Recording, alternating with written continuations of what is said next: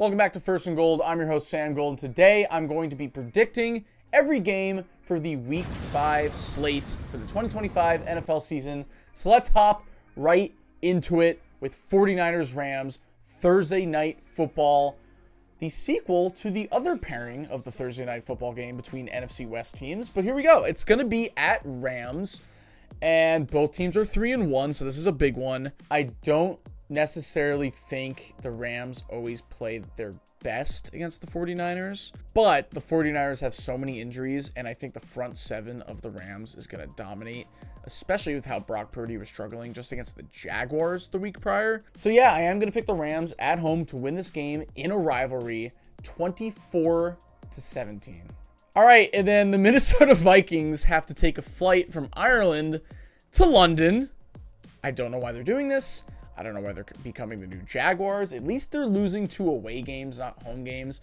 But they play the Browns. And the next time, fun fact, that they will be able to set foot in Cleveland for a regular season game that counts will be maybe in 2027, if not 2029, which means the last time at that point that the Vikings would have played at Cleveland was 2017. That's how long it's been. I don't know why they do this with interconference games. I like seeing games that don't happen too often in different stadiums. But here we are. The Vikings got pulled out of both that and the Steelers game they could have played in. It's a London one, like I said. Get up early, watch Carson Wentz throw 2 interceptions. You're going to watch whoever the hell is starting for the Browns. I kind of almost hope the Browns just get destroyed in this game, because although I actually do think quietly they're kind of like a quarterback away from being a playoff team, I just think it's better now for Joe Flacco to get benched. I know they're still trying to win games and they have confidence from beating the Packers last week. I do think they're going to struggle in this one. The Vikings defense still has a lot of promise. Shout out Isaiah Rodgers once again, just for becoming one of the best defensive players in the NFL for the first 4 weeks of the season. But here's the thing. I do think as long as Carson Wentz is coached the right amount to where he's not screwing up the game, and the Vikings don't put themselves in a position to where they need Carson Wentz to go down there and score the game-winning touchdown or even a game-tying field goal, they'll be fine. So I am going to pick the Vikings to win this one in kind of an ugly one, 22-16. All right, then we head back to MetLife. Start of the 1 o'clock games for Jets-Cowboys, the rematch of the 2019 I think it was week 5 or week 6 where the Jets didn't win a single game, and then they went ahead and beat the Cowboys. Shout out that Robbie Anderson, 75-yard touchdown that he had back then. That was such a random game, but then the Cowboys blew it, and that was fun. So we'll see what happens this time, as the Jets are also winless against the Cowboys team that has a great offense, terrible defense. I am frightened as a person who has to go against Breece Hall next week. He's going to go off in fantasy. But overall, this is a must-win. I mean, it technically is a must-win for the Jets. Personally, I don't think it is, just because their season's already over. It doesn't matter. Justin Fields is back, so that'll be exciting. But it is really a must-win for the Cowboys. At this point, you're going to give up at least 27 points. We already know that. But keep doing what you're doing on offense. The Jets' defense is not that good, and I think they could totally take advantage of this team. And the Cowboys need to bounce back. And look, if they're 2-1, that's not the worst thing in the world. So I do think they're going to go into MetLife, win this game with ease, 31-20. Buckle up. Are you ready for Giants Saints? Because I am. Do I go ahead and ride the Jackson Dart wave? Or do I finally give the Saints the benefit of the doubt that they have not been given by literally anyone this entire season? Because look, yes, are they one of the worst teams in the NFL? Of course. But are they the worst team? I don't think so. They haven't really been in many games at all, but I actually don't think Spencer Rattler has looked horrific. And yes, I do think the Giants are the better team, but I wouldn't be shocked if the Saints came out here and stole one and just let all the depression seep right back into Giants fans. But I am going to pick the Giants to win this one. Don't worry, Giants fans. I'm going to be nice. It's going to be close, though. It's going to be a heart attack game. I have the Giants winning this one 24-20.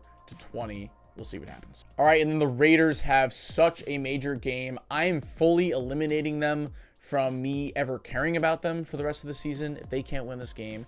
And they probably won't, because they got to go to Indianapolis and play the Colts. Daniel Jones, if there's a game for not just him, he did fine last week, but just for the entire offense, psyche-wise, to bounce back, and hopefully AD Mitchell gets his head on straight and stops making big mistakes. This is the game, because the Raiders, other than Max Crosby, do not have a good defense. The Colts are at home. They just came off of a loss. They could go to 4-1. This would be huge. So I'm going to stick with my guns. This is kind of another game like the Saints one where I'm on slight upset alert, but I am going to pick the Colts. I'm going to stay strong and pick them to win this game 33-17 in kind of a blowout. All right, there's just no way this game has ever happened. This has got to be the most random game of all time. The Dolphins are heading to Carolina. Bless all of those who are going to that game. And you work so hard at whatever job you have all week, all month. And you said, yep, let me log on to SeatGeek and pay. And there goes all my money. I'm going to go see Dolphins-Panthers. Listen, you're spending your time however you want, guys. But I'm just saying, who's at this thing? Because half the stadium has to be empty for this one. I feel like I've been analyzing a lot of teams that are playing against bad defenses. And therefore, their offense should look good this week. And this is kind of another thing with both the Dolphins and the Panthers. So it's almost like I'm sensing a shootout about to happen. But then again, these are two teams where constant disappointment is the name of their game. I can't get myself to get hyped up for Bryce Young versus Tua in 2025. This is a tough watch, but screw it. Let's make it a shootout. Let's make it fun for no reason, and let's have the Dolphins come out on top 33-30. All right, and then the rematch of the 2017 Carson Wentz amazing performance at home back in the day. Broncos-Eagles in Philly. Man, the Broncos better win tonight against the Bengals. This is when we're filming it. It's before the game. If they don't, they're in for a rude awakening, just like the Raiders are, where their season might be over at this point. Now, I think they're going to beat the Bengals, so this is a one that they probably can drop, technically, but I think it's really going to be a rough day for them. I don't think Bo Nix is going to be playing as well as he did last year overall throughout the season. I think the Eagles have a formula that they have to win right now. They're going to, use Jalen Hurts when they need to, but overall, I don't think they're going to need that much in this game right now. The Eagles are clearly the better roster and the more dominant team. Maybe it's close, but I'm not going to pick it to be that way. I have the Eagles winning it 28-16. All right, and then the final 1 o'clock game, kind of shocked this is at 1 o'clock, but look, the Texans are 1-3, so I get it now. Texans at Baltimore. Actually, sorry, both teams are 1-3. I almost forgot. I guess, yeah, this would be the game where whichever team loses, you just got to throw it all away this year and recoup and try to become a playoff team next year. And that sucks to say for both of these franchises because they had such high hopes going into the season. I think the Texans have an advantage in the fact that they might not even be facing Lamar Jackson. Now, I think Lamar's going to play, but man, I mean, the Ravens have so many injuries going into this game. We'll see who ends up making it out of this week and playing against the Texans. But if there is an opportunity to do something here, if you're the Texans, do it, because you're going into Baltimore. This is no walk in the park, regardless of what the record is. For the Ravens, flip side, they play pretty good at home, luckily. It's a 1 o'clock game. They're not in the spotlight. Maybe there's not as much pressure. But yes, Lamar needs to be healthy, and there needs to be some pieces back on this offense. People have to screw on their heads straight. Derrick Henry has to have a good game, which scares me because the Texans' defense is very solid. But I am going to stick with the Ravens in this one. I just can't picture them going 1-4. I think the season would be over if that happens. So I'm picking the Ravens to win this one in an absolute slugfest, 20-17. Scratch everything I just said about Dolphins-Panthers, because get ready for Titans at Cardinals. What? That's not a game. Stop. Get out of here with that. There's no way you go to that game and the fans are talking shit to each other. There's just no way. These are the two teams, guys. If you're an OG of this channel and you watched all those funny rankings throughout the entire offseason, these are the two teams I ragged on the entire offseason for being so irrelevant, nothing interesting to talk about, having no fan base.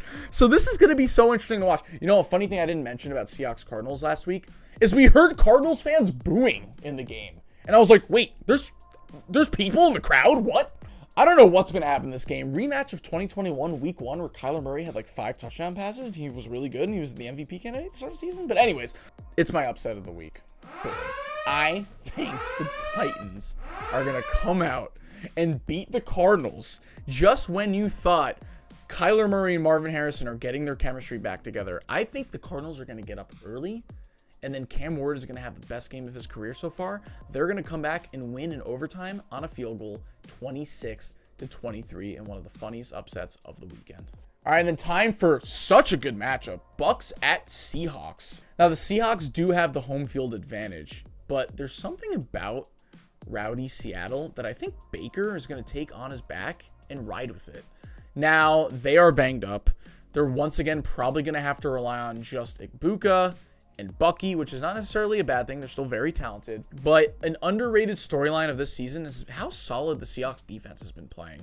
In the one game they lost, they only give up 17 points. I think finally on like a 4 o'clock game where there's more eyes on this team, I think we'll get a real chance to see what Sam Darnold looks like against one of the better teams in the NFL. And he probably should take advantage of it due to the injuries that the Bucs have been having. We'll see what happens. I think the Bucs, matchup-wise, are probably going to shut down Kenneth Walker in this run game just because Vita Vea has been so dominant. So I'm looking forward to seeing how both quarterbacks play in the passing game. I think it's going to be a duel. It's going to be fun. It's going to be back and forth. But I am going to pick the Bucs to win this game in a fun one, 31-27. All right, and then I totally understand why this was America's Game of the Week when the schedule makers came out. It's Lions at Bengals. Man, this could get ugly real fast. Now, maybe by this time, look, the Bengals-Broncos game hasn't happened, like I said. Maybe it's like Jameis Winston at quarterback or something for the Bengals. We don't know, depending on how bad Browning plays. Regardless, like, this is ugly. I'm sorry for Bengals fans that purchased the ticket ahead of time to watch their team against the Lions at home. I just think this is going to be a blowout. I'm not going to make it my lock of the week. I'm going to say that for a game later. But yeah, the Lions right now have just really impressed me. They're so dominant. And man, if they don't put up like 35 plus against this Bengals defense, I'm going to be kind of surprised. So yeah, unfortunately for Bengals fans, I'm picking the Lions to win this one 41-21. And then we've had such a good 4 o'clock slate. The final 4 o'clock game, Commanders at Chargers. I understand it was early in the season. You got to sit Jaden Daniels for a couple games. You don't want him to miss the rest of the season. But regardless of how banged up he is this week, you got to put him back in. I'm sorry. Like, you're 2-2. It's crucial. You're going at Chargers. I really badly, especially as a Chiefs fan, want to pick the Commanders in this one. But I think with the way that now Hampton is playing for the Chargers, they are even more balanced on this team, both passing and running game. Now, yes, I am worried about the offensive line for the Chargers, but the Commanders defense has been struggling so much where I think Jim Harbaugh can really scheme up some things where they can take advantage of it regardless. And they've learned their lesson now against the Giants that you can't take too long to throw. They're going to have quicker passing plays. I think they actually will be more prepared for this game. So as much as I want the Chargers to keep falling as we get closer into this, the middle of the season, I unfortunately think the Commanders are going to lose. It's going to be close. It's going to be fun, but I'm picking the Chargers to win this one 34-27. All right, and then for whatever reason, this is Sunday Night Football, Patriots at Bills.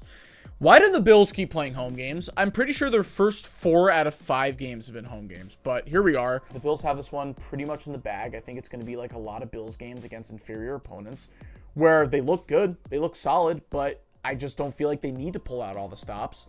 So there's not really much to talk about. Now, maybe Drake May has one of the games of his life and they played super competitive and the Patriots are a lot better than we thought. Overall, it's just hard to pick against the Bills right now. So yeah, I'm going to have them winning pretty much with ease, 30-19. All right, and then finally, I saved the best for last. I'm sure I'm riding a major high from last week, but this is my lock of the week.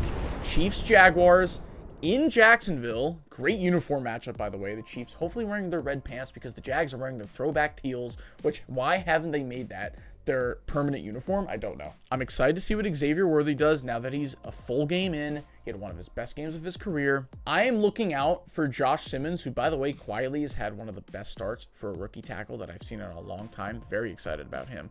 I'm excited to see how the Chiefs' offensive line plays against the Jaguars' pass rush because that's kind of been the name of their defense so far. And I do think that Spags is going to draw up a nice game plan to shut down Trevor Lawrence. I like McDuffie, hopefully against Travis Hunter in the slot. That opens up Jalen Watson, who's very physical, to go up against a very physical receiver in Brian Thomas Jr. So I do think there's a lot of matchups to look out for where the Chiefs could benefit from this. As long as Andy Reid doesn't let up on the gas pedal. Look, we don't have to put up 37, but I would like another nice, comfortable win here. Now, is it going to happen? I don't know because I'm still scarred from the last 2 years of the Chiefs offense looking kind of weird. But I am going to stick with the Chiefs here as my lock of the week. I'm going to stay confident. And I think that their offense is going to start looking more and more competent. And Patrick Mahomes is going to look more confident as he trusts these receivers more and more. So Overall, I am picking the Chiefs to win this game 27-20, where the Jags maybe get like a garbage touchdown or field goal towards the end, but the Chiefs win it comfortably. There we go. That is your week 5 predictions in the book. We'll see how well I've done. I think I've done pretty solid this season so far, I must say, but we'll see what happens. It's been a lot of fun as we enter October, as the season goes on. Guys, if you're enjoying these videos, please comment down below exactly your bold predictions for this upcoming week. And also remember to like and subscribe. We work hard on these videos. We appreciate all of you guys every week commenting and watching these. And also go check out our social media at Instagram and TikTok at First and Gold. I'm your host, Sam Gold, and we'll see you next week for the Week 5 recap. Goodbye.